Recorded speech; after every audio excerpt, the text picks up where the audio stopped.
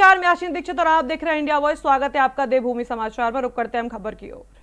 देहरादून में मुख्यमंत्री पुष्कर सिंह धामी ने सचिवालय में डीडी हाट, गंगोली हाट, कपकोट और बागेश्वर विधानसभा क्षेत्रों की सीएम ने घोषणाओं की समीक्षा की। बता दें कि इस बैठक में संबंधित विभागों के वरिष्ठ अधिकारी भी मौजूद रहे। मुख्यमंत्री ने प्रत्येक क्षेत्र में जारी और प्रस्तावित परियोजनाओं की प्रगति का विस्तृत ब्यौरा लिया और अधिकारियों को समयबद्ध तरीके से कार्य पूरा करने के निर्देश दिए। उन्होंने ये सुनिश्चित करने पर जोर दिया कि सभी घोषणाओं का लाभ सीधे जनता तक पहुंचे और योजनाओं में किसी प्रकार की देरी या बाधा न आए। सीएम ने विकास कार्यों की गुणवत्ता, पारदर्शिता और जनता की सुविधा को प्राथमिकता देने के लिए अधिकारियों को विशेष दिशा निर्देश भी दिए।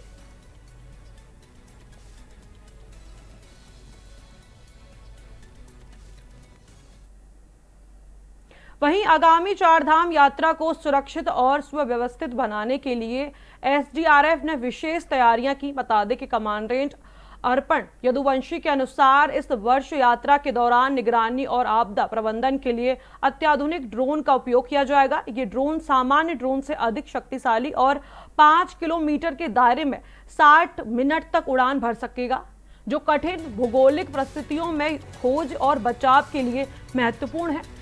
इसे उत्तराखंड राज्य आपदा प्रबंधन प्राधिकरण द्वारा उपलब्ध कराया गया, जो एसडीआरएफ जवानों को इसे संचालन का विशेष प्रशिक्षण दिया गया है। बता दें कि कमांडेंट ने बताया कि ये ड्रोन दुर्गम क्षेत्रों तक नजर रख सकेगा और आपातकालीन स्थिति में गेम चेंजर साबित होगा।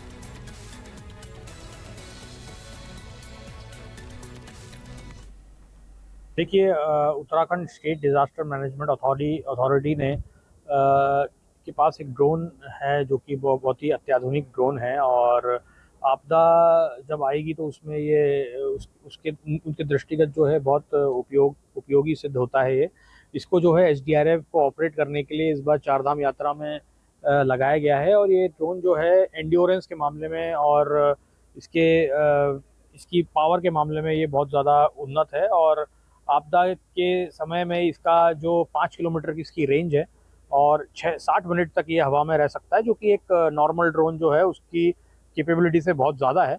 और मुझे पूरा यकीन है, हमारे जो ट्रेन लड़के हैं इसमें इनकी ट्रेनिंग भी हमने दी है इसमें ड्रोन को चलाने में, तो इसमें ये ड्रोन जो है इस बार चारधाम यात्रा को सुरक्षित और सफल बनाने में, सुव्यवस्थित बनाने में काफ़ी लाभकारी सिद्ध होगा। देखिए, Uttarakhand state disaster management authority ने अब बात करेंगे हरिद्वार की, जहां जिलाधिकारी मयूर दीक्षित के निर्देशन में मुख्य विकास अधिकारी ललित नारायण मिश्रा की अध्यक्षता में जिला कार्यालय सभागार में जन सुनवाई कार्यक्रम आयोजित किया गया। कार्यक्रम का उद्देश्य हरिद्वार वासियों की समस्याओं का त्वरित और प्रभावी समाधान सुनिश्चित करना था। इस दौरान विभिन्न विभागों से संबंधित लगभग 30 शिकायतें और समस्याएं दर्ज कराई गई। कुछ समस्याओं का मौके पर ही निराकरण कर लिया गया, जबकि शेष मामलों को निस्तारण हेतु संबंधित विभागों को प्रेषित किया गया। जन सुनवाई में प्रमुख रूप से राजस्व, भूमि विवाद, विद्युत अतिक्रमण और अन्य स्थानीय समस्याओं पर ध्यान दिया गया। मुख्य विकास अधिकारी ने संबंधित अधिकारियों को स्पष्ट निर्देश दिए कि जनता द्वारा दर्ज कराई गई समस्याओं का त्वरित और समयबद्ध समाधान सुनिश्चित किया जाए, ताकि नागरिकों को सरकारी सेवाओं का और प्रशासनिक पर पारदर्शिता पर विश्वास रहे। आज जन सुनवाई में 30 शिकायतें प्राप्त हुई हैं। इसमें कुछ शिकायतों का निस्तारण मौके पे ही किया गया है और कुछ शिकायतों को संबंधित विभागों को रिफर किया गया है, जिसका परीक्षण करके वो अग्रेतर कार्रवाई करेंगे। सर, किस प्रकार की शिकायतों में कुछ शिकायतें थी जहां अतिक्रमण से जुड़ी हुई शिकायतें थी, चक्रोड को लेकर के, जल निकासी को लेकर के। इसके अलावा कुछ मांग थी, जैसे लोगों को गैस सिलेंडर चाहिए, किसी के यहाँ शादी है, किसी के यहाँ बारात है, तो उसके लिए गैस सिलेंडर की डिमांड थी। तो इस तरह की शिकायतें प्राथमिकता थी और इस पे विद्युत संयोजन को लेकर भी शिकायतें थी। आज जन सुनवाई में 30 शिकायतें प्राप्त हुई हैं। इसमें कुछ शिकायतों का निस्तारण मौके पे ही किया गया है और कुछ शिकायतों को संबंधित विभागों को रिफर किया गया है, जिसका परीक्षण करके वो अग्रेतर कार्रवाई करेंगे। सर, किस प्रकार की शिकायतों में कुछ शिकायतें थी जहां अतिक्रमण से जुड़ी हुई शिकायतें थी, चक्रोड को लेकर के, जल निकासी को लेकर के। इसके अलावा कुछ मांग थी, जैसे लोगों को गैस सिलेंडर चाहिए, किसी के यहाँ शादी है, किसी के यहाँ बारात है, तो उसके लिए गैस सिलेंडर की डिमांड थी। तो इस तरह की शिकायतें प्राथमिकता थी और इस पे विद्युत संयोजन को लेकर भी शिकायतें थी। आज जन सुनवाई में 30 शिकायतें। वहीं हरिद्वार में परिवहन मंत्री प्रदीप बन्ना के नेतृत्व में परिवहन विभाग ने वित्तीय वर्ष 2025 से 26 में उपलब्धियां हासिल की हैं। विभाग ने प्रभावी प्रशासन और सख्त कार्रवाई के तहत लगभग 69,500 चालान जारी किए। बता दें कि 4,600 से अधिक वाहन सीज किए गए और 12 करोड़ रुपए से अधिक राजस्व वसूला।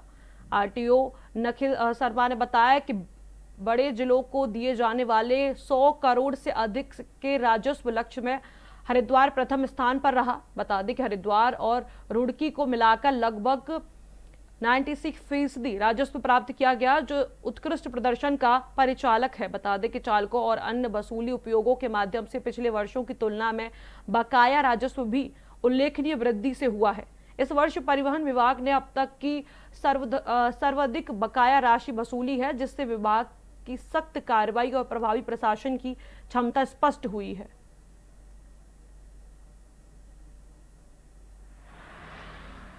देखिए, फाइनेंशियल ईयर 2025-26 में पूरे स्टेट में अगर हम देखें तो जो हमारा राजस्व का टारगेट था उसमें परिवहन विभाग ने 99% से ज़्यादा का अचीवमेंट किया है, जो कि बहुत ही कम ऐसे विभाग हैं जिन्होंने लगभग 100% का टारगेट अचीव किया है। परिवहन विभाग उनमें से एक रहा है।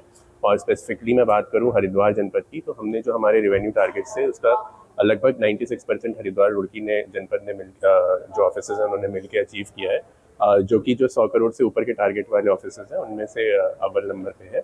और इसी प्रकार से जो हमारा इन्फोर्समेंट में भी जो कार्रवाई रही है वो भी बहुत ही अव्वल दर्जे की रही है। हमने लगभग 70,000 से ज़्यादा चालान किए हैं। हमने जो कंपाउंडिंग है वो 12 करोड़ से ज़्यादा की कंपाउंडिंग प्राप्त है। अगली खबर की ओर रुख करते हैं। प्रधानमंत्री नरेंद्र मोदी के 14 अप्रैल के उत्तराखंड दौरे की तैयारियां अंतिम चरण में पहुंच गई हैं। बता दें कि इस दौरान दौरे के पीएम मोदी उत्तराखंड, उत्तर प्रदेश और दिल्ली को एक्सप्रेस वे सौगात देंगे। बता दें कि डॉट काली मंदिर में मुख्यमंत्री पुष्कर सिंह धामी ने तैयारियों का निरीक्षण किया। पीएम मोदी के स्वागत और सुरक्षा के लिए प्रशासन ने पुख्ता इंतजाम किए हैं। बता दें कि इस खास रिपोर्ट को देखिए। सर एक मिनट सर थोड़ा सा और पीछे रहिए प्लीज।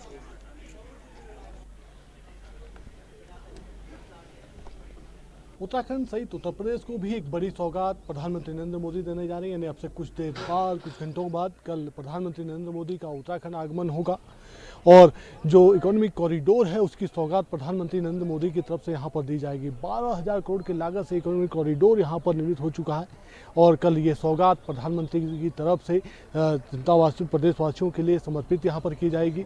इसके माध्यम से कह सकते हैं कि जो औद्योगिक क्षेत्र उत्तराखंड का होगा, उत्तर प्रदेश का होगा और यहाँ पर हो जाएगा।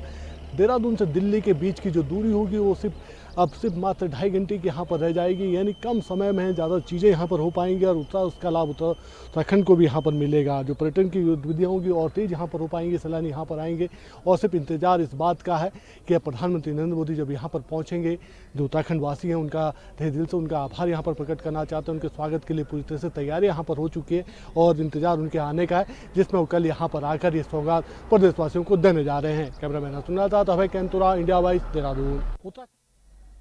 फिलहाल वक्त हो चुका है एक छोटे से ब्रेक का। जल्द मिलते हैं ब्रेक के बाद आप सभी का स्वागत है। रुक करते हैं अगली खबर की ओर। काशीपुर के कुआखेड़ा क्षेत्र में एक गंभीर घटना सामने आई, जहां किसान सरजीत सिंह के गेहूं के खेत में अचानक भीषण आग लग गई, जिसने कुछ ही पलों में फसल को राख कर दिया। आग की तीव्रता इतनी अधिक थी कि किसान की मेहनत और साल भर की फसल नष्ट हो गई। मौके पर फायर ब्रिगेड की टीम तुरंत पहुंची और कई घंटों की कड़ी मशक्कत के बाद आग पर काबू पाया गया, लेकिन तब तक काफी नुकसान हो चुका था। आग लगने के कारण का पता अभी तक नहीं चल पाया। बता दें कि इस घटना से किसान और उनके परिवार में भारी सदमे का माहौल देखा जा रहा है। क्षेत्रवासी और किसानों ने राज्य सरकार से उचित मुआवजे की मांग की है।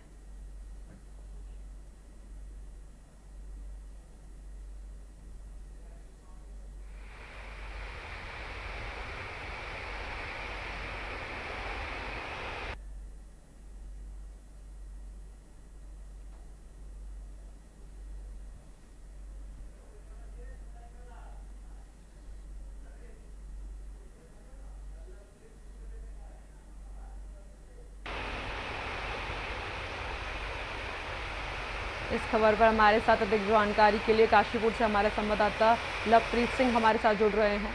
लवप्रीत, काशीपुर में जो ये एक घटना हमारे सामने आई है जहां पर किसान के खेत में अचानक भीषण आग लग गई, इस पर क्या कुछ जानकारी है और इस घटना का कारण क्या है? हाँ, मैं बताना चाहूंगा लगभग 1 बजे ये सरजीत सिंह किसान है, कुआंकड़े के पास इनका घर है। वहीं पे इन्हें किसी ने फोन किया कि आपके खेत में आग लगी हुई है। जैसे ही सरजीत सिंह खेत में पहुंचे, आग ने उस समय विकराल रूप ले लिया था। और इस समय आपको बता दूं, जो गेहूं की फसल है पूरी तरह से पककर तैयार है। हल्की सी चिंगारी भी उसे एक विकराल रूप दे देती है। और वही बात हुई आज भी करीबन 1 से 1:30 बजे की ये घटना है जब इसमें खेत में आग लगी। और कुछ ही मिनटों में ये लगभग आग जो है कई एकड़ों को चट कर गई। तब तक फायर ब्रिगेड की गाड़ी पहुंची। लगभग बताया जा रहा है 20 से 30 एकड़ गेहूं उस समय जलकर राख हो गई थी। फिलहाल इसमें लाखों के नुकसान की आशंका है, क्योंकि लगभग 35 से 40 एकड़ गेहूं इसमें पूरी तरह बर्बाद हो गई है। आसपास के किसानों ने जैसे ही जिससे सूचना मिलती है मौके पर पहुंचे, अपने सभी ट्रैक्टर लेके और उन्हें आग को रोकने का काफी प्रयास किया। वहीं फायर ब्रिगेड की गाड़ी भी मौके पे पहुंच गई थी। और इसमें एक बड़ी जो बात, एक तरफ एक नहर आ गई, ये आग जो है उस नहर को क्रॉस नहीं कर पाई। अगर ये उस नहर को आगे पार कर देती तो लगभग नुकसान का और अधिक हो जाता वहां पे। बिल्कुल बिल्कुल लवप्रीत, क्या इस क्षेत्र में पहले भी ऐसी घटनाएं देखने को मिली हैं? हाँ, मैं बताना चाहूंगा कि हर साल ही लगभग क्षेत्र में गेहूं, कुआंखेड़े में तो नहीं, इसके आसपास और ग्राम है, वहां पे पिछले साल भी गेहूं के खेत में आग लग गई थी। तो ये हर साल ही हो गया है, गेहूं की खेत पककर तैयार रहती है। और कुछ ना कुछ विद्युत विभाग द्वारा भी वैसे लाइट को समय से ही सुबह 10 बजे से लेकर शाम 5 बजे तक काट दिया जाता है, लेकिन इसके बावजूद भी पता नहीं क्या अज्ञात कारण ही बताए जा रहे हैं। अब ऐसा क्या हुआ कि उस खेत में आग लग गई, ये तो खैर भविष्य के उसमें देर में ही है।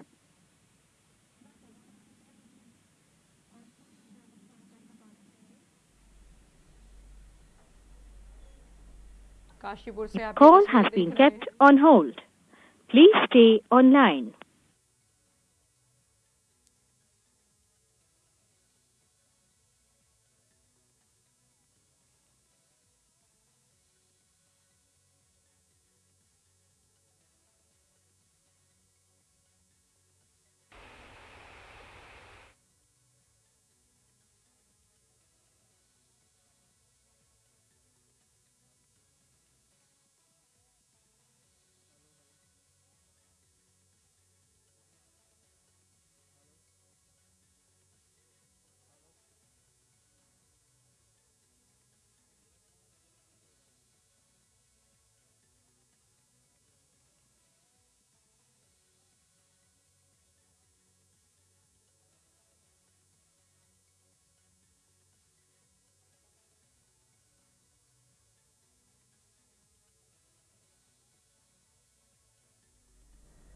वहीं पीएम मोदी के दौरे से पहले कार्यक्रम की अंतिम तैयारियां पूरी कर ली गई हैं। आपको बता दें कि मंदिर में कल जहां सीएम धामी ने तैयारियों का निरीक्षण किया और आज सीएम योगी भी तैयारियों को परखने के लिए आ रहे हैं।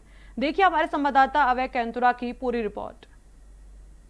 नरेंद्र मोदी के उत्तराखंड आगमन से पहले आज ये कह सकते हैं कि डाटकाली पर जो तैयारियों का जो पूरा सिलसिला था वो शुरू हो चुका है। अंतिम तैयारियां हो रही है। आज खुद उत्तर प्रदेश के जो मुख्यमंत्री हैं योगी आदित्यनाथ, वो यहाँ पर आएंगे डाटकाली पर। इसी में पूजा अर्चना उनकी तरफ से यहाँ पर रहेगी। आज पूजा अर्चना करेंगे, तैयारियों का पूरा तरह से निरीक्षण भी यहाँ पर करेंगे। कल प्रधानमंत्री नरेंद्र मोदी भी यहाँ पर आएंगे। यानी जिस इकोनॉमिक कॉरिडोर की सौगात उत्तराखंड वासियों को प्रधानमंत्री नरेंद्र मोदी देने जा रहे हैं, इकोनॉमिक कॉरिडोर भी इसी से गुजरता है। और ऐसे में उससे पहले जो बातागढ़ डाटकाली का जो मंदिर है वहाँ पर पूजा अर्चना उनकी रहेगी। यानी कल दोपहर में सुबह के समय 11:30 बजे के करीब प्रधानमंत्री नरेंद्र मोदी यहाँ पर पूजा अर्चना करेंगे और यहीं से फिर रोड शो के माध्यम से देहरादून में एंट्री करने का कार्यक्रम प्रधानमंत्री का रहेगा।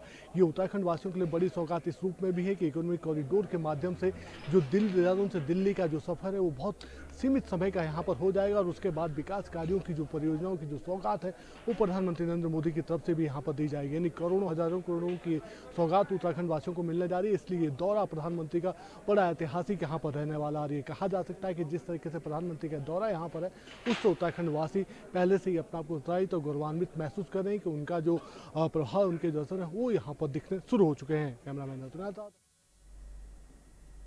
वहीं हरिद्वार में बिजनौर से हर की पैड़ी पहुंचे एक्स मुस्लिम पदयात्रा पर गंगा सभा ने मुस्लिम टोपी पहनने को लेकर आपत्ति जताई।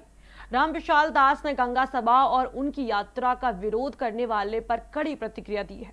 उन्होंने कहा कि यात्रा में आए सभी लोग अपने धर्म को छोड़कर सनातन धर्म में लौट चुके हैं और उनका सम्मान गंगा सभा को करना चाहिए था।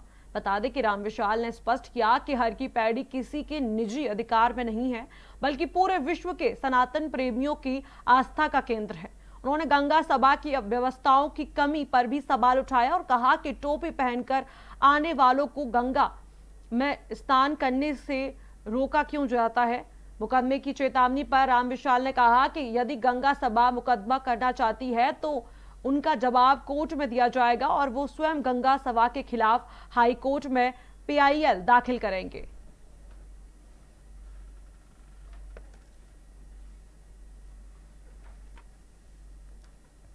अगली खबर की ओर रुख करते हैं।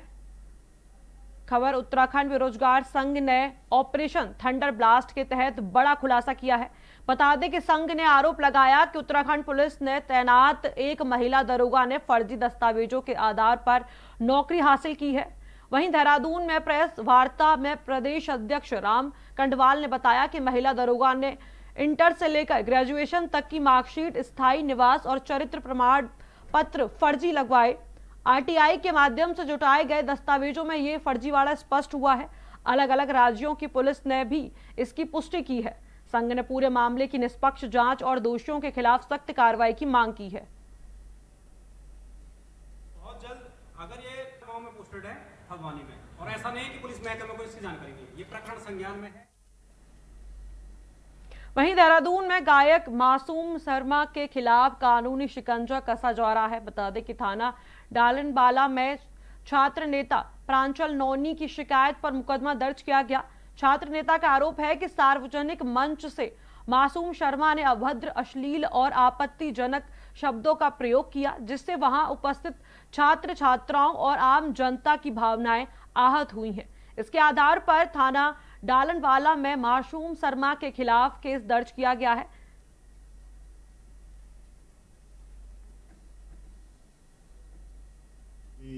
छात्र संघ का वार्षिक समारोह आयोजित किया गया था। इस वार्षिक समारोह में हरियाणवी गायक मासूम शर्मा के द्वारा अपनी प्रस्तुति दी गई। प्रस्तुति के दौरान उनके द्वारा अभद्र और अपमानजनक भाषा का प्रयोग किया गया था, जिसका कि वीडियो वायरल हुआ। थाना डालनवाला पुलिस के द्वारा वीडियो का त्वरित संज्ञान लेते हुए इसमें सुमोटो जांच प्रारंभ की गई। आज जांच उपरांत इसमें वैधानिक कार्रवाई थाना डालनवाला पुलिस द्वारा की गई है, जिसके तहत मासूम शर्मा के विरुद्ध FIR नंबर 63/2026 अंतर्गत धारा 296, 351, 352 और 79 BNS के तहत अपराध पंजीकृत कर लिया गया है। इसकी विवेचना प्रारंभ कर दी गई है और जल्द ही मासूम शर्मा के विरुद्ध अग्रिम वैधानिक कार्रवाई अमल में लाई जाएगी। अगली खबर की ओर रुख करते हैं, जहां देहरादून में ऑपरेशन प्रहार के तहत SSP दून के नेतृत्व में स्ट्रीट क्राइम पर दून पुलिस ने कड़ा प्रहार किया है।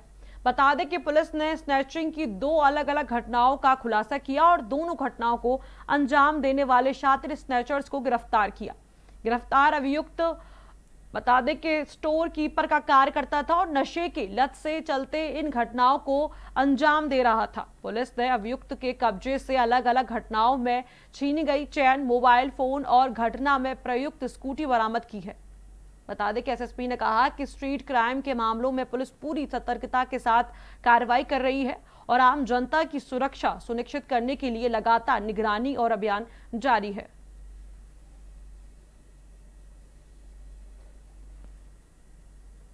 फिलहाल इस बुलेटिन में इतना ही। आप देखते रहिए इंडिया वॉइस।